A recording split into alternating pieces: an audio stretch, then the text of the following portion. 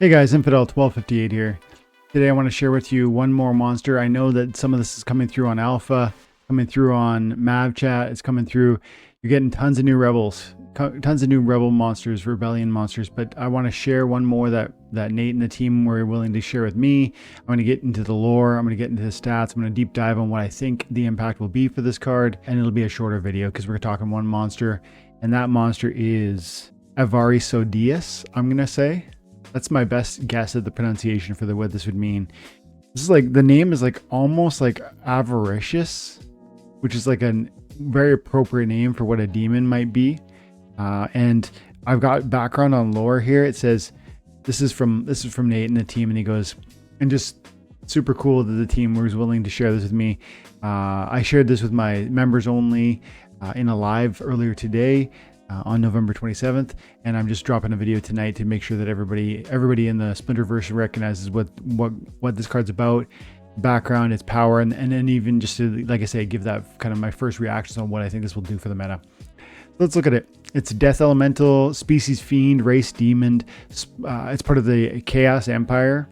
It says description: the greater demon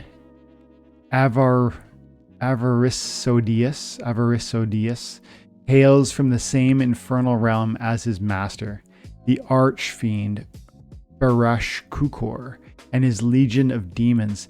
So I want to see Barash Kukor now, and his legion of demons. After the Chaos Empire's conquest of the Splinterlands and the fall of the Belarusian Empire, he was charged with enforcing his master's malevolent sovereignty. I love that sentence. Over the dark, eternal city of Anache. Avarisodeus' true loyalties, however, are to himself, and he uses his influence to further his schemes as his unassuming treachery quietly trickles through the Revenant city. So, bad guy serving a bigger master, but definitely, out for his own gain, which is interesting because as I just quickly I just Googled the word, like wondering if this might translate from some other language, and it didn't. But the first guess was, are you trying to type avaricious?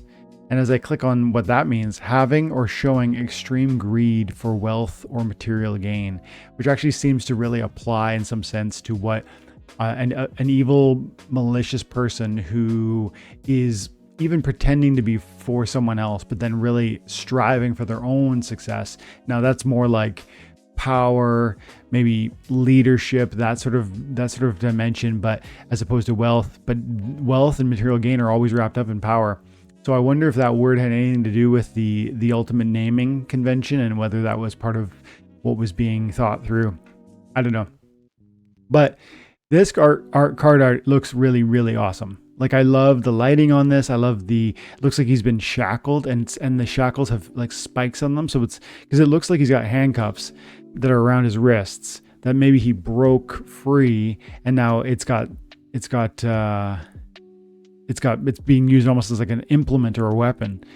Looks like he's been lashed, if I had to guess, which is pretty wild. He's got wings and they've got like burn holes in them, which seems like there's just a whole story going on with the imagery. And you start to think there's just so much more with where he's been and what he's been through. I like it. It's very cool. And that smile is terrifying. So let's look at the stats. 2 archery, 4 speed, 6 hearts, 4 mana. 4 mana is a great price to pay. Now it is Death Splinter. If this was neutral or life, I would be, or I guess dragon can work still. If this was neutral or life, I would be that much more excited about it. Now, or water even, because we know there's a new water summoner that will buff archery damage output. That's a tactic summoner that could really partner well with. But I bet we see some, and summoner, like, no, if you're playing in the wild, +1 archery is possible with the dragon summoner. What's that one called? Selenia Sky. Of course, most people don't have that card, but I always get it, and I always fight with it when I'm fighting in Wild. It's not a particularly expensive card to rent. You pay about 40 cents DEC, 40 DEC per day. So it's relatively inexpensive, and it's a strong card with that +1 archery, which, as it being dragon, partners with everybody. And I would say that would make this card really crazy, like really, really special, because 2 is great, but if you run into a shield, you're doing 1 damage. If my opponent plays, you know, a Quix or Mimosa Nightshade, or there's another Death Splinter card, I'm forgetting her name right now, -1 archery. There's a few different -1 archery summoners. And if you're not even talking summoners, you go headwinds, and that's on your ability on your monsters, and suddenly you're bringing the 2 down to a 1. And then 1 runs into a shield and does nothing. So unless you're partnering this with Dallin, which brings up the cripple, and every time it lands, wherever it lands, is putting the damage, I would say a card like this actually breathes a little bit of new fresh life into a Dallin, which is one of the cards we've slept on a lot. It's one of the cheaper summoners, especially at that epic level.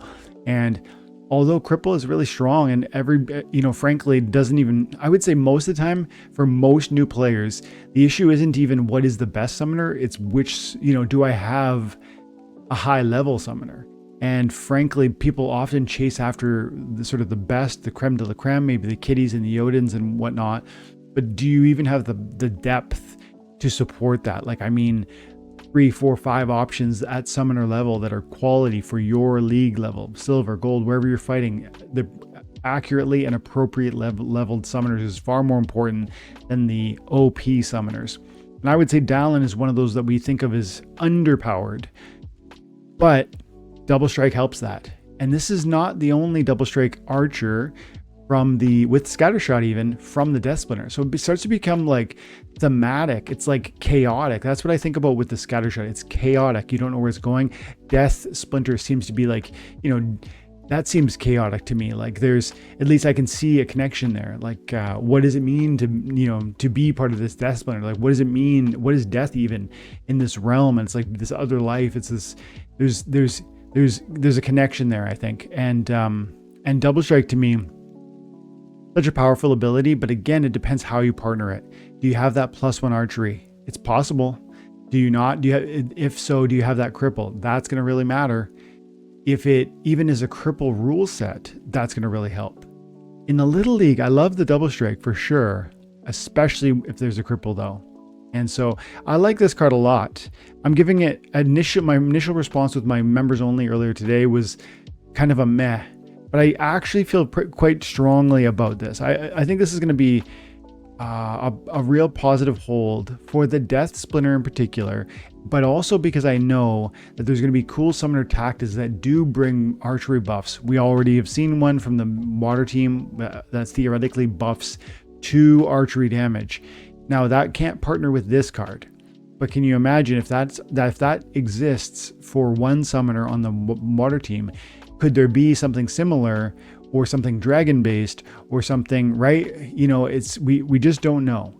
And even still, as we move further down the road and we see items and spells actually fully come into the game, I suspect summoner tactics are representing what that might look like.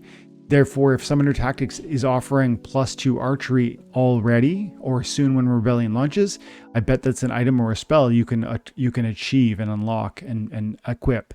So I love the Double Strike. I think the Scattershot is great as a counter to taunt. I hate taunt. If your enemy controls where you're attacking, they are often winning. But if they expect to control you and you come in with a Scattershot, that can be the edge you need.